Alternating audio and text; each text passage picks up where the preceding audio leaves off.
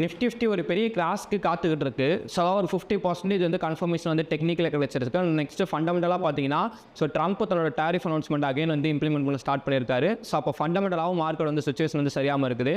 என்னோட ஃபோக்கஸ் நிஃப்டியை பொறுத்தளவுக்கு லாங் டேர்ம் லெவல் பார்த்தீங்க அப்படின்னா 24,400 நிஃப்டி பிரேக் பண்ணுது அப்படின்னா நெக்ஸ்ட் நிஃப்டி வந்து 19,000 ரீச் பண்ணுறதுக்கான பாசிபிலிட்டிஸ் இருக்குது என்னோட எக்ஸ்பெக்டேஷனை பேஸ் பண்ண அளவுக்கு. ஸோ 50% கன்ஃபர்மேஷன் கிடச்சிருக்கு. இப்போதைக்கு நம்மளுக்கு one of the crucial level support அப்படிங்கிறப்ப 25,000 தான். ஸோ இந்த ரவுண்ட் ஃபிகர் நம்பர்ஸில் இருந்தால் மார்க்கெட் வந்து இப்போதைக்கு நம்மளுக்கு கரண்ட்லி சப்போர்ட் எடுத்திருக்கு. டுமாரோட எக்ஸ்பெக்டேஷன் நம்மளுக்கு இந்த ரேஞ்ச் கீழே ஓப்பன் ஆகிட்டு எக்ஸாக்டாக இந்த லெவலில் சப்போர்ட் அடிச்சு அப்படின்னா இங்கேருந்து ஒரு அப் ட்ரெண்ட் ஃபோக்கஸ் பண்ணுவோம். 192 வரைக்கும் ஒரு அப் ட்ரெண்ட். அண்ட் நெக்ஸ்ட்டு அப் ட்ரெண்ட்னா அந்த 192 ஒரு செல் என்ட்ரி ஃபோக்கஸ் பண்ணுவேன். அங்கே கிடைக்கல அப்படின்னா சூப்பர். நெக்ஸ்ட் வந்து கண்டிப்பாக 25,340 வரைக்கும் போகும். 25,340 போச்சு அப்படின்னா அங்கேருந்து ஒரு ஸ்ட்ராங்கான செல். அப்போ இங்கேருந்து எனக்கு செல் ஆச்சுன்னா நான் எதிர்பார்க்குறது 25,000 தான். இங்கேருந்து எனக்கு செல் ஆச்சு அப்படின்னா என்னோட எக்ஸ்பெக்டேஷன் பார்த்தீங்கன்னா 24,760 வரைக்கும் ஒரு டவுன் ட்ரெண்ட் தான் எதிர்பார்ப்பேன். அதான் என்னோட எக்ஸ்பெக்டேஷன். ஸோ இந்த ரேஞ்சில் இருந்து எனக்கு கரெக்டாக மார்க்கெட் வந்து செல் ஆச்சு அப்படின்னா டவுன் ட்ரெண்ட்.